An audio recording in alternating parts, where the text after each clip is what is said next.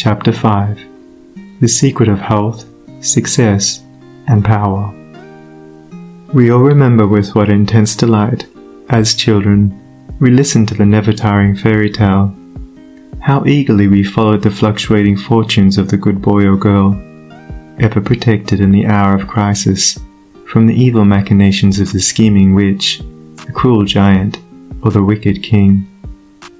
And our little hearts never faltered for the fate of the hero or heroine, nor did we doubt their ultimate triumph over all their enemies, for we knew that the fairies were infallible, and that they would never desert those who had consecrated themselves to the good and the true.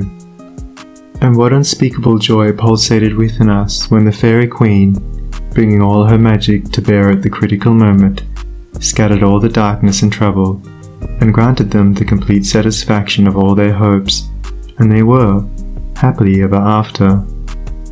With the accumulating years and an ever-increasing intimacy with the so-called realities of life, our beautiful fairy world became obliterated, and its wonderful inhabitants were relegated, in the archives of memory, to the shadowy and unreal. And we thought we were wise and strong in thus leaving forever the land of childish dreams. But as we re-become little children in the wondrous world of wisdom, we shall return again to the inspiring dreams of childhood, and find that they are, after all, realities. The fairy folk, so small and nearly always invisible, yet possessed of an all-conquering and magical power, who bestow upon the good, health, wealth, and happiness, along with all the gifts of nature in lavish profusion, start again into reality, and become immortalized in the soul realm of him who, by growth in wisdom, has entered into a knowledge of the power of thought, and the laws which govern the inner world of being. To him the fairies live again as thought people, thought messengers, thought powers working in harmony with the overruling good. And they who, day by day, endeavor to harmonize their hearts with the heart of the supreme good, do in reality acquire true health, wealth, and happiness. There is no protection to compare with goodness, and by goodness I do not mean a mere outward conformity to the rules of morality. I mean pure thought, noble aspiration, unselfish love, and freedom from vainglory.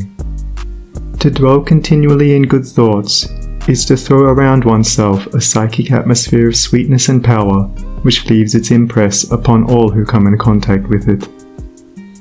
As the rising sun puts to rout the helpless shadows, so are all the impotent forces of evil put to flight by the searching rays of positive thought which shine forth from a heart made strong in purity and faith. Where there is sterling faith and uncompromising purity, there is health, there is success, there is power. In such a one, disease, failure, and disaster can find no lodgment, for there is nothing on which they can feed. Even physical conditions are largely determined by mental states, and to this truth the scientific world is rapidly being drawn. The old, materialistic belief that a man is what his body makes him is rapidly passing away, and is being replaced by the inspiring belief that a man is superior to his body, and that his body is what he makes it by the power of thought. Men everywhere are ceasing to believe that a man is despairing because he is dyspeptic, and are coming to understand that he is dyspeptic because he is despairing. And in the near future, the fact that all disease has its origin in the mind will become common knowledge. There is no evil in the universe but has its root and origin in the mind, and sin, sickness, sorrow, and affliction do not, in reality, belong to the universal order, are not inherent in the nature of things, but are the direct outcome of our ignorance of the right relations of things. According to tradition, there once lived, in India, a school of philosophers who led a life of such absolute purity and simplicity that they commonly reached the age of 150 years, and to fall sick was looked upon by them as an unpardonable disgrace, for it was considered to indicate a violation of law. The sooner we realize and acknowledge that sickness, far from being the arbitrary visitation of an offended God, or the test of an unwise providence, is the result of our own error or sin, the sooner we shall enter upon the highway of health. Disease comes to those who attract it, to those whose minds and bodies are receptive to it, and flees from those whose strong, pure, and positive thought sphere generates healing and life-giving currents. If you are given to anger, worry, jealousy, greed, or any other inharmonious state of mind and expect perfect physical health, you are expecting the impossible, for you are continually sowing the seeds of disease in your mind. Such conditions of mind are carefully shunned by the wise man, for he knows them to be far more dangerous than a bad drain or an infected house. If you would be free from all physical aches and pains, and would enjoy perfect physical harmony, then put your mind in order and harmonize your thoughts. Think joyful thoughts, think loving thoughts. Let the elixir of goodwill course through your veins, and you'll need no other medicine. Put away your jealousies, your suspicions, your worries, your hatreds, your selfish indulgences, and you'll put away your dyspepsia, your biliousness, your nervousness and aching joints.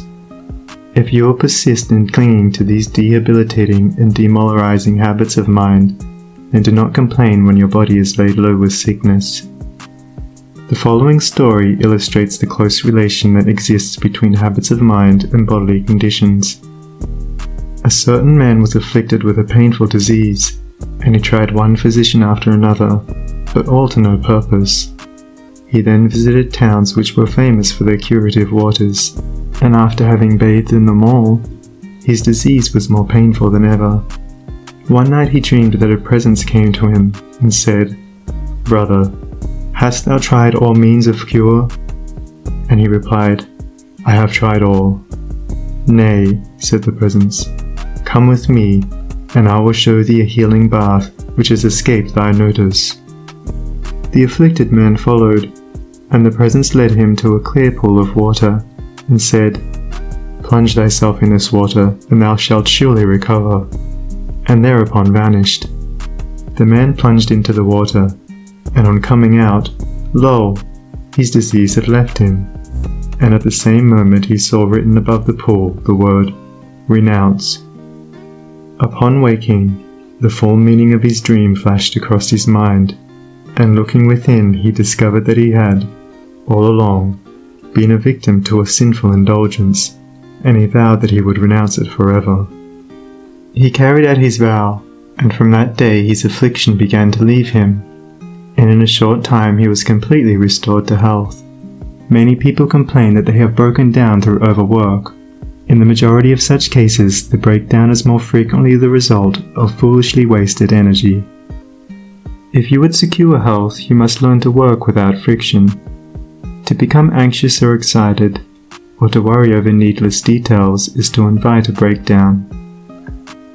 Work, whether of brain or body, is beneficial and health-giving, and the man who can work with a steady and calm persistency, freed from all anxiety and worry, and with his mind utterly oblivious to all but the work he has in hand, will not only accomplish far more than the man who is always hurried and anxious, but he will retain his health, a boon which the other quickly forfeits. True health and true success go together, for they are inseparably intertwined in the thought realm.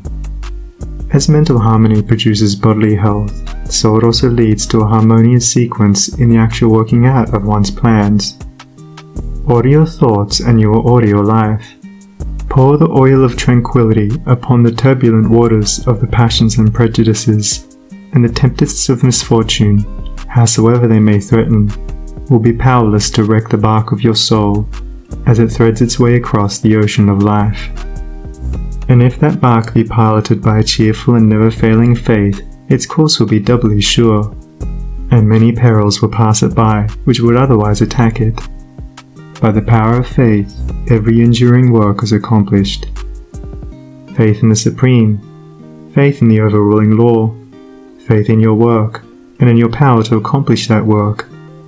Here is the rock upon which you must build if you would achieve, if you would stand and not fall. To follow, under all circumstances, the highest promptings within you, to be always true to the divine self, to rely upon the inward light, the inward voice, and to pursue your purpose with a fearless and restful heart, believing that the future will yield unto you the meed of every thought and effort, knowing that the laws of the universe can never fail, and that your own will come back to you with mathematical exactitude. This is faith, and the living of faith. By the power of such a faith, the dark waters of uncertainty are divided, every mountain of difficulty crumbles away, and the believing soul passes on unharmed. Strive, O reader, to acquire, above everything, the priceless possession of this dauntless faith, for it is the talisman of happiness, of success, of peace, of power, of all that makes life great and superior to suffering. Build upon such a faith, and you build upon the rock of the eternal, and with the materials of the eternal, and the structure that you erect will never be dissolved, for it will transcend all the accumulations of material luxuries and riches, the end of which is dust. Whether you are hurled into the depths of sorrow, or lifted upon the heights of joy, ever retain your hold upon this faith, ever return to it as your rock of refuge, and keep your feet firmly planted upon its immortal and immovable base.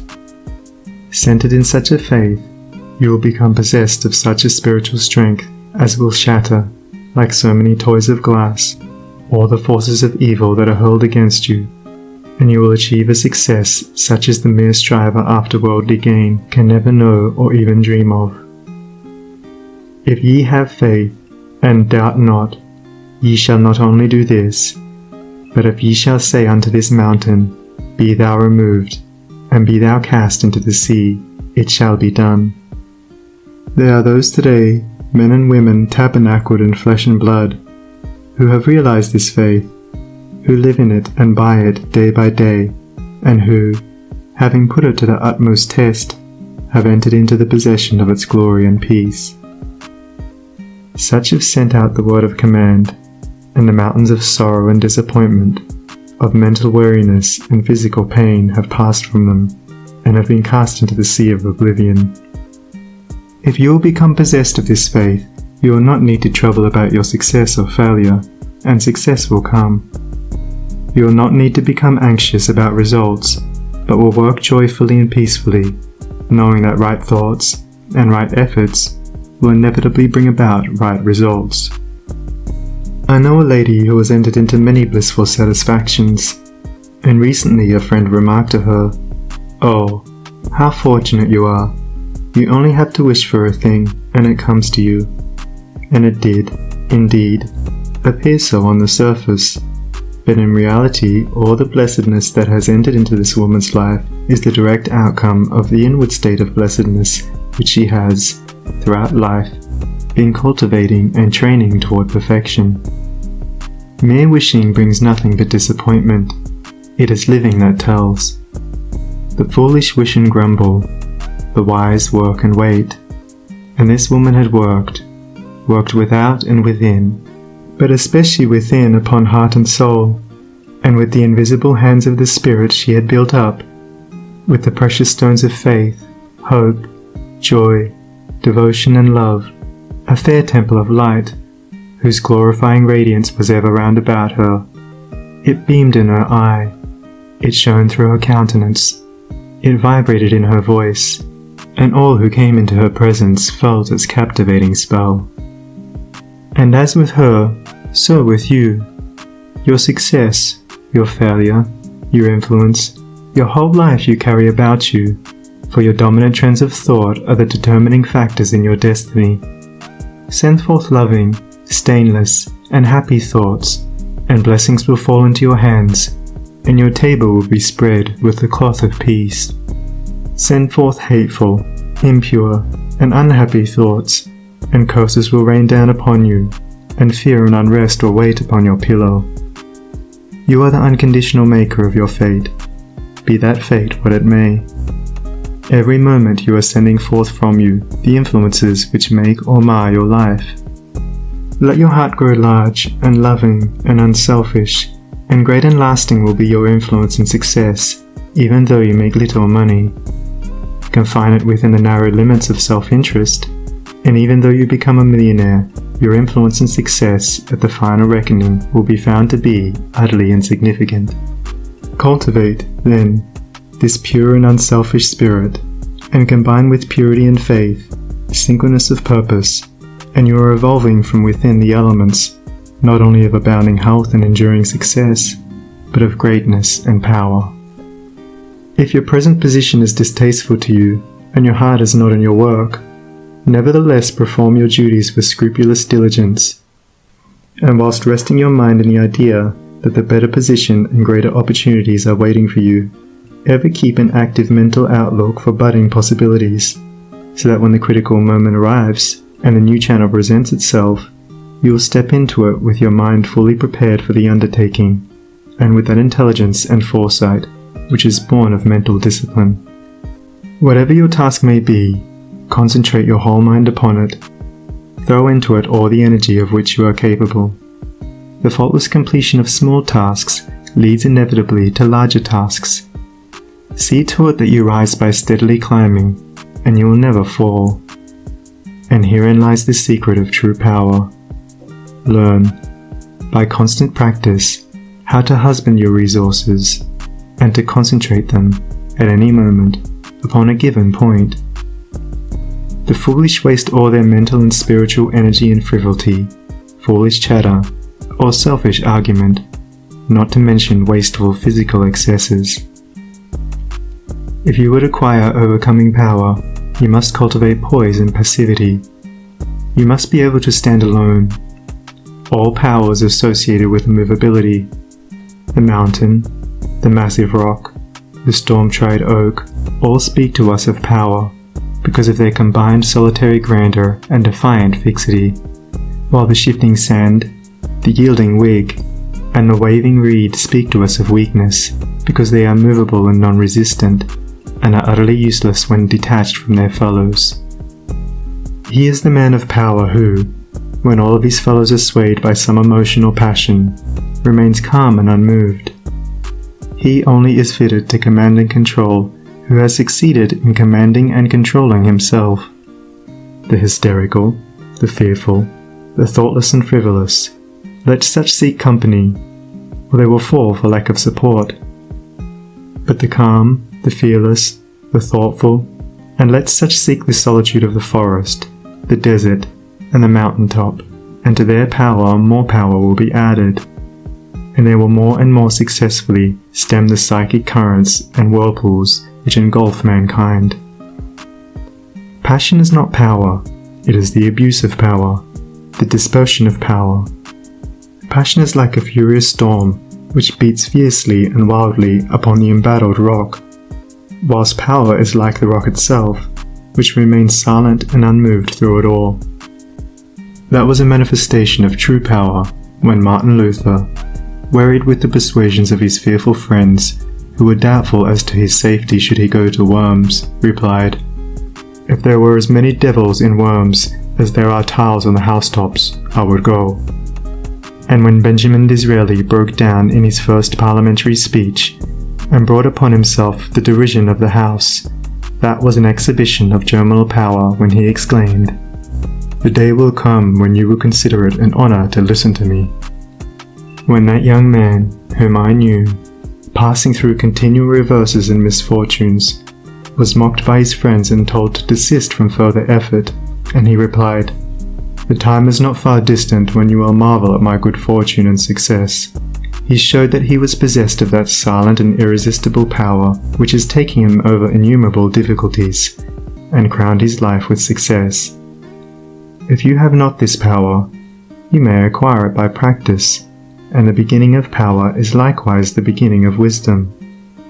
You must commence by overcoming those purposeless trivialities to which you have hitherto been a willing victim.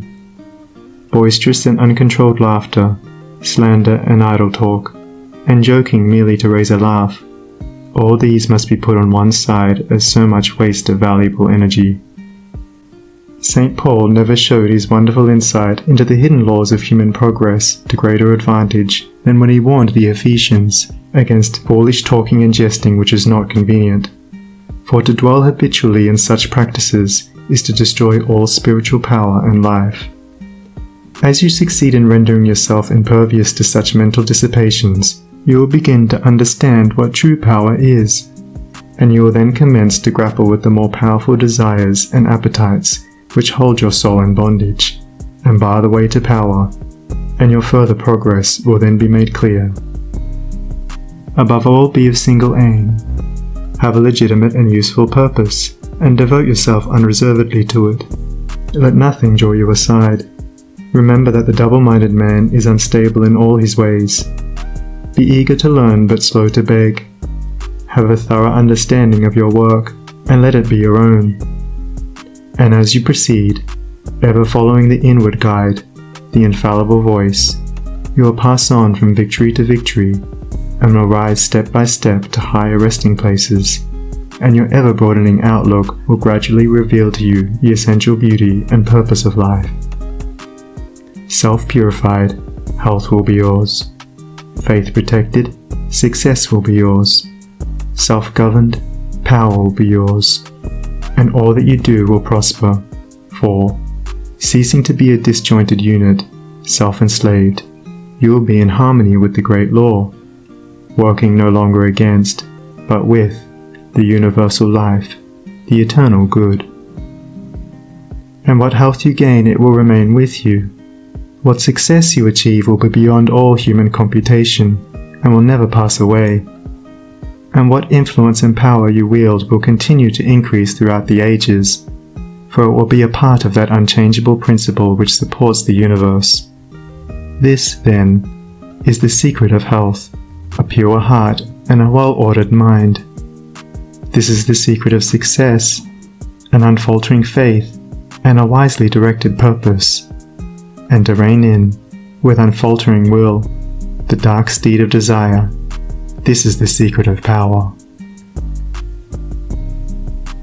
All ways are waiting my feet to tread, the light and dark, the living and the dead, the broad and narrow way, the high and low, the good and bad, and with quick step or slow, I now may enter any way I will, and find, by walking, which is good, which ill.